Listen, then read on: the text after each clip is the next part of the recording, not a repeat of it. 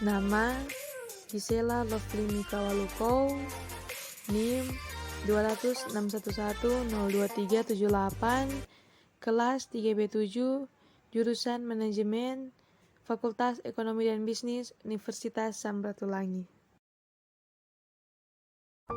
Manajemen Operasional dengan dosen mata kuliah Dr. Imelda Ogi, SE, MM.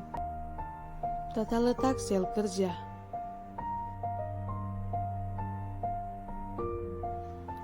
Pengaturan sel kerja digunakan di saat volume memerlukan pengaturan khusus mesin dan peralatan. Dalam lingkungan manufaktur, teknologi kelompok identifikasi produk yang memiliki karakteristik sama dan kemungkinan tidak hanya batch tertentu. Sebagai contoh, beberapa unit dari produk yang sama, tetapi juga sekumpulan batch untuk diproses dalam sel kerja tertentu. Sel kerja dapat dilihat sebagai sebuah kasus khusus dan tata letak yang berorientasi pada proses. Syarat sel kerja. Yang pertama, identifikasi produk. Seringkali dengan menggunakan kode teknologi, kelompok, atau yang sejenisnya. Yang kedua, tingkat pelatihan dan fleksibilitas karyawan yang tinggi. Ketiga, sel kerja dibangun pertama kali oleh dukungan staf atau karyawan yang fleksibel dan imajinatif. Dan yang terakhir, pengujian terdapat pada setiap stasiun dalam sel. Keuntungan sel kerja. Sel kerja setidaknya memiliki 5 keuntungan dibandingkan dengan fasilitas lini perakitan dan proses. Pertama, karena tugas-tugas dapat dikelompokkan, maka pengujian dapat dilakukan segera. Kedua, pekerja yang diperlukan lebih sedikit. Ketiga, para pekerja dapat menjangkau wilayah kerja secara lebih luas. Keempat, wilayah kerja dapat diseimbangkan secara lebih efisien. Dan yang kelima, komunikasi ditingkatkan. Contoh mengisi sel kerja. Perusahaan Stephen Hall di Dayton membuat cermin mobil. Pelanggan besarnya termasuk pabrik Honda yang ada di dekatnya.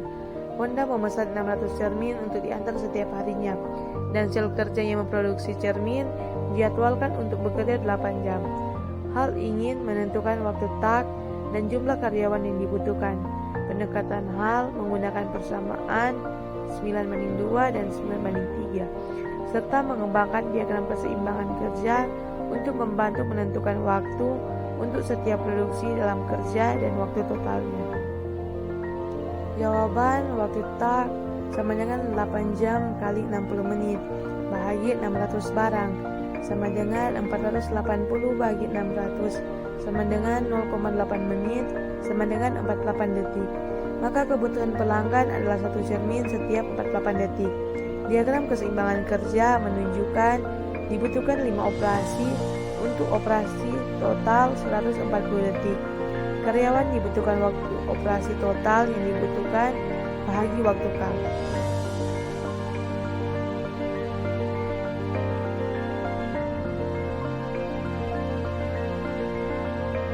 Pemahaman, memproduksi satu barang setiap 48 detik akan membutuhkan 2,91 orang. Dengan 3 kerja ini akan memproduksi satu barang setiap 46,67 detik. Dalam kurung 140 detik bahagi 3 karyawan sama dengan 46,67 dan 617 barang per hari dalam kurung 480 menit yang dibutuhkan kali 60 detik bahagi 46,67 detik untuk setiap barang sama dengan 617.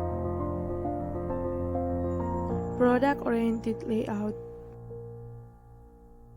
Layout berorientasi produk adalah pengaturan tata letak fasilitas pabrik berdasarkan aliran dari produk tersebut. Tipe layout produk atau garis ini merupakan tipe paling populer dan sering digunakan untuk pabrik yang menghasilkan produk secara massal dengan tipe produk relatif kecil dan standar untuk jangka waktu relatif lama. Tujuan utama dari tata letak seperti ini adalah untuk memudahkan pengawasan dalam kegiatan produksi. Asumsi yang digunakan dalam layout berorientasi produk. volume yang mencukupi untuk utilisasi peralatan yang tinggi, permintaan produk cukup stabil untuk memberikan kepastian akan penanaman modal yang besar untuk peralatan khusus.